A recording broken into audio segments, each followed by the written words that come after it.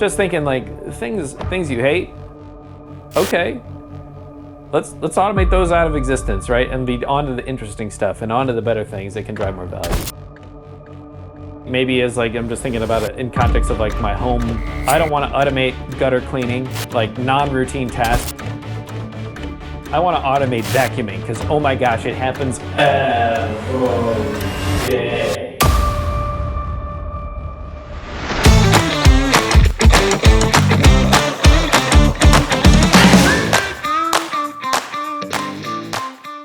Hey, my name is Joseph Mixon, and I am an automation architect at AdviseX. Hi everyone, my name is Joe Clark, and I'm our Director of Cloud Architecture here at AdviseX. So today we're going to spend a little bit of time talking about why you should automate the things you hate, the bad stuff, the things you just don't like to do. As counterintuitive as that might sound, I strongly believe that those are the things that you should automate, and maybe even some of the first things you should automate. So, Joe, what's your first reaction, when I say something like that? Does that make sense, or you're like, no, why would I do that? I hate those things. No, it makes total sense, Joseph. The things that we hate are the things that take a lot of our time and don't provide a lot of value. Yeah. Sometimes there's something to be said for doing something that is mundane just for the sake of having a breather. Going out and mowing the lawn, right? Doing things that are maybe meaningless or menial tasks, right? Myself, I love the vacuum cleaner, mostly because I have no expectation of anyone getting a hold of me. I'm like, Carrie, I'm vacuuming. Don't try to get a hold of me, right? But if that was literally your job, like your job was saying like, hey, all I have to do is this, like, this is what I'm doing all the time, like, is this mundane job. I really don't think anybody wants to have a mundane job. I think people want to be challenged. I think people want to say, hey, I'm providing value. And in everybody's job, there are parts of it that are mundane. So we want to say that, hey, when you're picking things off the cart to automate, right, you really should focus on the things that you don't like doing the best, right? Or aren't your favorite things to do, right? So yeah, I think this makes a ton of sense, yeah. Cool. Well, one really practical example is, anybody who's been in IT for any amount of time, except maybe developers, bless your heart, is used to getting help desk tickets. That's just a part of life. You get help desk tickets, or even if you don't get that, you at least get emails from somebody saying, hey, there's this problem, and we're all pretty familiar with, those reoccurring problems, the things you're like, every fourth Thursday during a full moon, you have to fix this problem because it just always happens. And I think that the best ticket, the best email, the best problem is the one that you don't have to touch, the one you have to do literally nothing about. So I think one of the biggest ways that you can gain value and really just ease up frustration, improve your quality of life, is to look for those repetitive tasks, those things that you have to fix all the time, and spend the time to automate it. Now, I'm going to say that it's probably going to take you like so much longer to automate it than to just do it. And a lot of the times that's our excuse. We're like, well, you know what, I can just, this takes me 10 minutes to do and I only have to do it once a month or once a week. So let's just, keep spending those 10 minutes instead of taking, 8 hours to automate the process. But what you don't realize is that every time that stupid task comes in, it ruins your day, kind of brings you down a little bit, and it distracts you from what you're doing. So, you pay a mental tax when you have to switch tasks from one thing to another. And if you can eliminate that completely, you'll be able to focus a lot more on the things that are important, and you'll be a lot less frustrated because you won't have that, that dumb repetitive thing coming in and pestering you every time you turn around. I think that's great, Joseph. One example I can think of that comes straight to mind is one thing that we called the breakfast script when I worked back at a hospital, right? We had onboards and terminations that came in every day. Every day you got new onboards, you got terminations that are coming in every day of people starting, they got their start dates, all this stuff. And we just got tired of provisioning accounts, provisioning access, right? Getting folks what they needed from an account perspective, ready to rock, getting them a mailbox, getting them access to certain applications. So we automated it. And literally we would we started asking for reasons of we wanted a script against it, a dump of users that were coming in. We're like, hey, instead of an email, can we just get a dump of users? And then we were like, PowerShell against that. And then we would just go to breakfast. So we would, it was just kind of funny because we're like, where's the value here? We're like, well, how about some of the value of this is something that was literally bring us down. Like I have to go through and literally click the mouse a couple hundred times for each one of these new user ads. And a couple hundred times for each one of these terms, and making especially sure that we were being super careful not to, do it out of turn or out of time. And so for us, it was just saying, we hate this. We want to be done with the mundaneness of clicking around and not being successful in what we're doing. So the best part with that was, and I don't encourage everyone to do this. This is just what we did. Is we said nothing to anyone about it. We just automated it and went to breakfast. Like, so that's why we called it the breakfast script, because we were getting some time back for us, and we're like, hey, we made this value. We're gonna enjoy it. So we would go to breakfast, right? And when watch it and come back, and hey, those new users are all set to go, and everybody's terminated, good to go. So like, it was just kind of funny. But I mean, when you think about that, we're like, well, that's the value. It's moving that focus away from things that you don't want to be doing to things that you do want to be doing. And if that's work focused, right? Obviously, I'm not recommending that you just go to breakfast if you have something to be doing for work. But I'm just saying that the value shifts, and like you're like, this is something where like there was intentionality, there was time. Like we spent time team building together, being like, hey, as a team, let's do this together. Let's grab breakfast, right? I mean, like it was things we wanted to be doing, and of course we ended up talking shop when we were at breakfast. So just thinking like things you hate. I'm like, okay, let's automate those out of existence, right? And be onto the interesting stuff and onto the better things that can drive more value. So yeah, breakfast script is kind of a fun one I like. So I know you've got some thoughts around that. Yeah, no, that's awesome. I was thinking when you said that, I'm like, it's not shadow IT, it's shadow automation. You're like, we're going to automate this. We're just not going to tell anybody. We're going to get all the benefits. That's brilliant. Why haven't I thought of this before? That's what we did. Yeah. So, but we were like, shh, this is just for us, right? But whereas when we're talking with customers, we're actually talking to a lot of senior vice presidents and folks that are saying, hey, like, let's reduce the wait time. Let's get throughput for IT, right? So, but a part of that is also saying, we can remove the things that you don't like doing. And I mean, maybe you could talk about what it means to like not get pestered at 4 p.m. on a Friday because of automation, Joseph. What do you think about that? Yeah, it's such a big win. Like there's no better feeling in the world than seeing a piece of automation that you've worked on, you've developed, actually work. So that's great in and of itself. Because you're like, wow, I hit enter, or I double click my script, or I requested this catalog item, or however it manifests itself. And it did the thing that it's supposed to do. That's like, it's awesome. But then when that starts saving your tail, when you have requests coming in late on Friday, it makes you realize that this thing is way more valuable than you really could have ever anticipated. And the beautiful thing too is automation doesn't stop working on its own. I mean, it's code. It's going to do exactly what you tell it to. So it's going to continue to pay those dividends, over and over and over again, from the initial time that you invested to just develop it in the first place, which is an awesome thing. Yeah, fantastic. I like it a bunch. I mean, the value of the automation, right, is sometimes missed, where when you understand what you're doing and what you're creating, you're like, I'm bringing so much value here. You can almost see yourself like scaling out, like with different arms to different directions, right? Like if you could have an octopus hands, right, like, and just be like, hey, I'm doing 8 different things simultaneously. It's like, well, you build out the correct automation and you are. You're just babysitting that automation and keeping the plates spinning instead of saying I have to hold 8 plates and spin them manually, right? It's like, hey, all right, some of these things might need tweaked, might need changed, but we're like, hey, we're doing so much more from a throughput perspective. Yep. So what do you think about the value of automation, Joseph, when it's the topic of consistency comes into the picture? Yeah, it's funny because most of the time when people talk about automation, like the first thing that comes to mind is like, okay, we're going to make this faster. We're going to make it where we can just, it's going to be faster. You're not going to wait on a person to do a thing. And really, that's just one of several benefits that you can get from automating things. And I think, I would argue maybe equally as important, or maybe even more important, is consistency. I don't know how many times I've talked to organizations and they're like, yeah, this is so-and-so's email account. Well, he left the company 5 years ago, but his email account there. And the reason for that is because they had an inconsistent deprovisioning process of their users.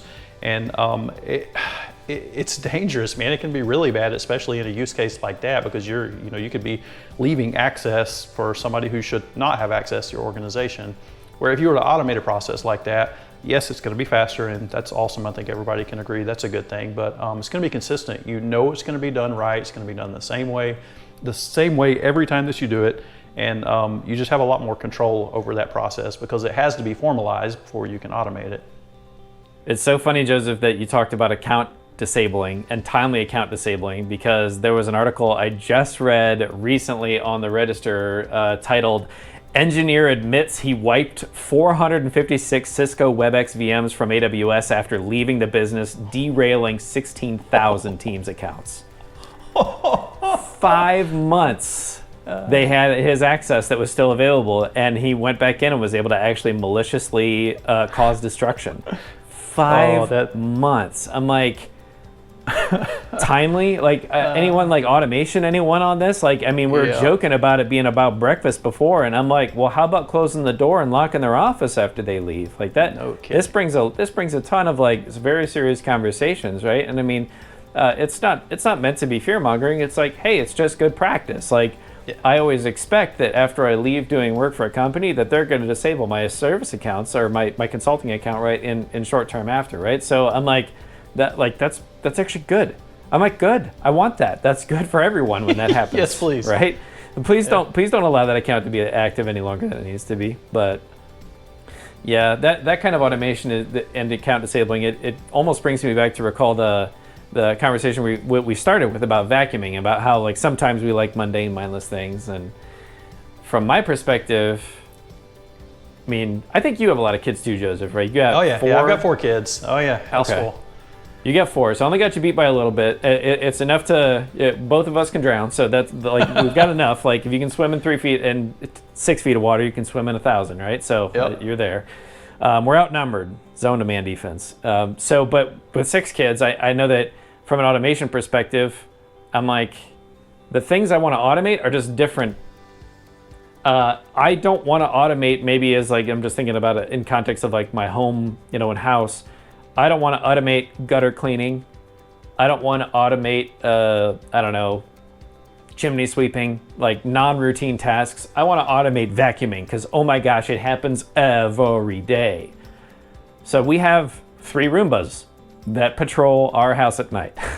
So we kind of do that like midnight sweep where we're like walking around going, all right, like let's make sure we got stuff up that the Roomba will just crush and smear all over the place, right? To make sure that like nothing bad's gonna happen from that happening, right? But then we're like, hey, when we come up, it's like, hey, those things actually do a pretty good job, right? But it's a focus on what's gonna get you the biggest value. And while I said I like vacuuming, I really don't like sweeping and mopping the floor. I'm gonna be completely honest with you. That's not something that I'm a big fan of doing. So I'm like, hey, if I have technology that can help me get there faster, fantastic. I'm gonna pull that in, I'm gonna use it, it's gonna be great. So yeah, just a little funny tip about the home life and automation and things we like doing and don't like doing.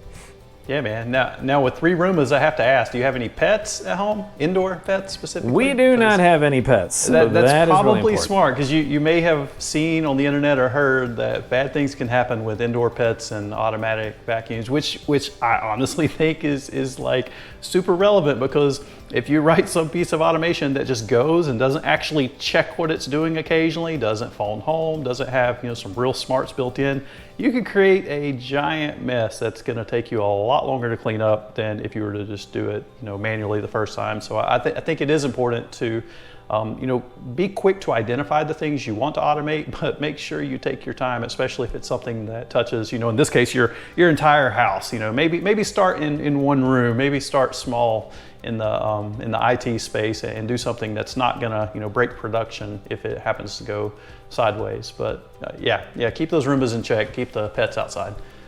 Yeah, for sure. I know. I think everyone's seen images of like a Roomba that has run over a mess.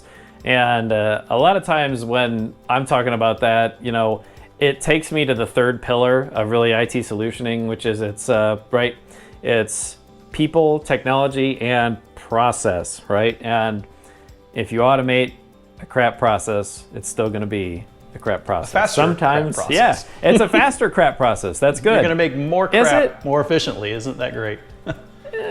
Maybe. Like if our process is literally like, we have to get like 18 signatures before we do a very simple mundane thing.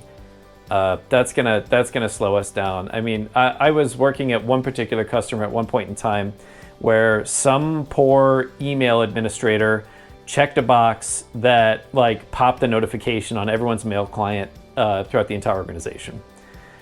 and was just didn't really know. Like, he was like, oh shoot, like that's a thing. And then like there was a new CIO that had just taken over, and the response from that new CIO was, that's it, no more.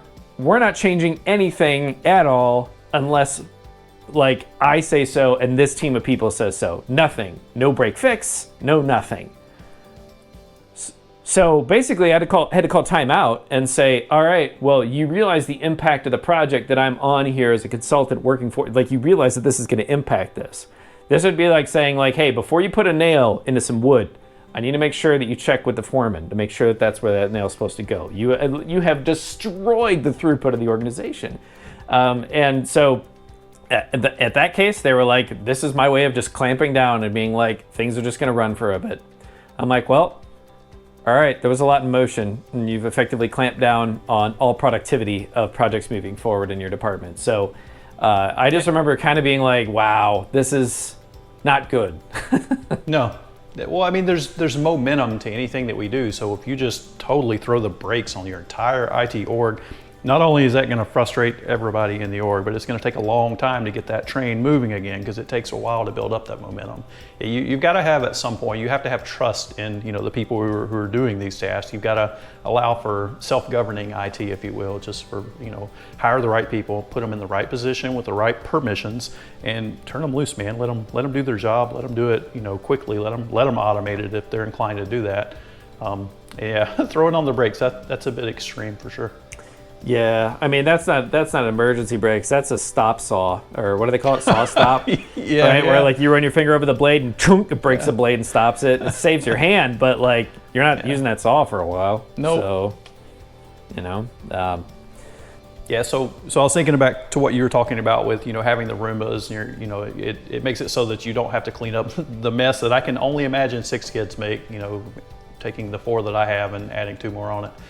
I'm kind of like that with cutting the grass. Like I look in the summertime at least once a week to see like what's the latest, greatest robotic lawnmower technology, because I have a pretty big yard and it just takes a lot of time to do it. I personally don't enjoy cutting the grass. I know a lot of people do, but it's just not my thing. I'd rather spend that time doing something else. And as soon as I'm able, I'm going to totally automate that. I'm going to have robots cutting my grass, because then that's going to allow me to take that time and spend it doing something I want, or maybe spending more time with my kids. I mean, again, at the end of the day, it's going to be beautiful to look out my window and be like, yeah, I'm cutting grass. I mean, I'm not really doing anything. I'm just watching robots cut the grass, but like, it's a thing that I hate that will just completely go away. And then every time I see that, I'm going to smile a little bit and I'm going to go do something else that I want to do. It'd be like my little reminder to, hey, get up and do something you want to do, because you should be cutting grass right now, but you don't have to anymore. That's awesome.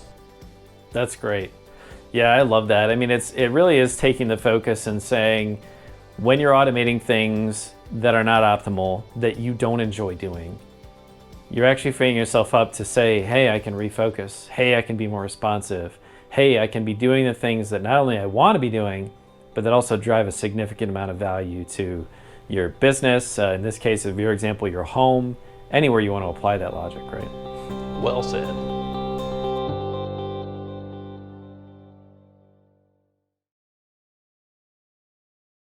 Hi there, Joe Clark here. If you like this video and you want to see more, please make sure to like and subscribe below.